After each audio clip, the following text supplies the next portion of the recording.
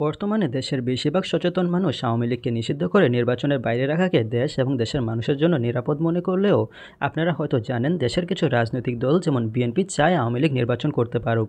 এটা বোঝার জন্য আপনাকে খুব বেশি জ্ঞানী হওয়ার দরকার নেই যে আওয়ামী লীগ যদি কোনোভাবে আবার ক্ষমতায় আসতে পারে তাহলে এই দেশ এবং এই দেশের মানুষকে হয়তো কল্পনা অতীত মূল্য চুকাতে হতে পারে। কিন্তু তারপরও বিএনপি কেন চায় আওয়ামী লীগ নির্বাচন করার সুযোগ পাক? এর পিছনে অনেকগুলো কারণ থাকতে পারে। প্রথমত, অনেকেই মনে করেন আওয়ামী লীগ ক্ষমতায় থাকাকালে বিএনপির সাথে বিরোধিতা দেখালেও তারা গোপনে বিএনপির নেতাদেরকে অনেক সুযোগ সুবিধা দিয়েছে।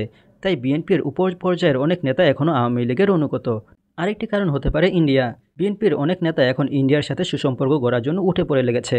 তাই এও হতে পারে ইন্ডিয়াকে খুশি করতে বিএনপি আওয়ামী লীগকে নির্বাচনে আনতে চায়।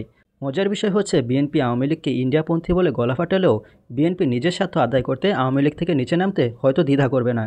তো আপনাদের কি মনে হয় বিএনপি কেন আওয়ামী লীগকে নির্বাচনে আনতে চায়?